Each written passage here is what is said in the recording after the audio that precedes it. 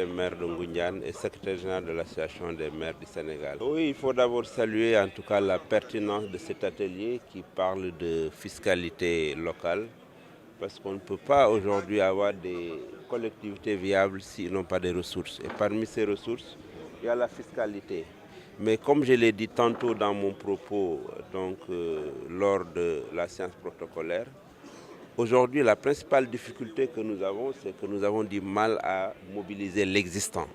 L'existant, c'est nos ressources propres, c'est-à-dire les taxes et impôts que nous ne pouvons pas recouvrer sans l'accompagnement des services de l'État. Il s'agit du trésor et des impôts. Les rôles doivent être émis par les communes et par les directions générales des impôts, mais recouvrés par le trésor.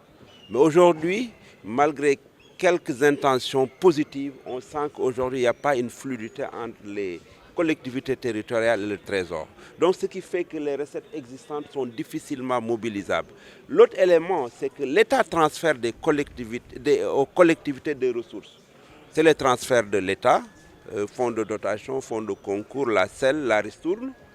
Nous le recevons difficilement et tardivement. Et le troisième élément, c'est qu'il y a des bailleurs qui accompagnent les collectivités. Je peux citer le PACASEN, qui a mis des centaines de milliards pour accompagner 123 collectivités territoriales. Mais depuis un an, ce programme ambitieux, qui était parti pour transformer de façon extraordinairement positive les visages de nos agglomérations, ce programme est à l'arrêt. Pour la bonne et simple raison que les entreprises n'ont pas reçu leur paiement. Quand nous sommes renseignés, il paraîtrait que la Banque mondiale a libéré ses fonds, l'AFD a libéré ses fonds, il reste la contrepartie de l'État.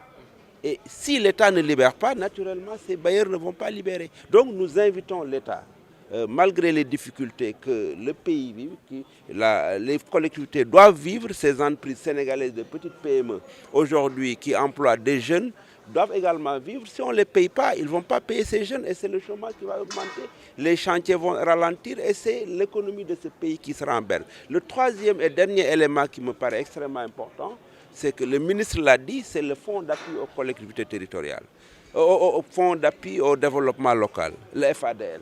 Aujourd'hui, nous sommes dans la région de Thiès, une ville éminemment composée de communes minières.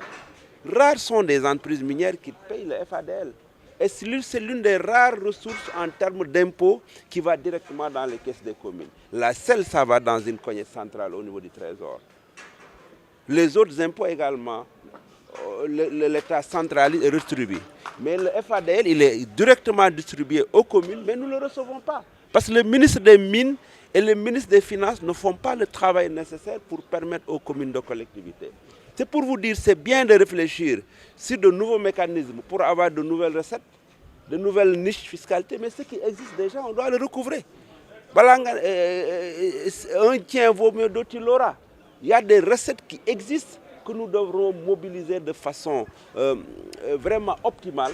Et à partir de ce moment, on pourra aller générer d'autres ressources qui vont permettre aux communes d'être viables et ne pas exclusivement dépendre des transferts de l'État.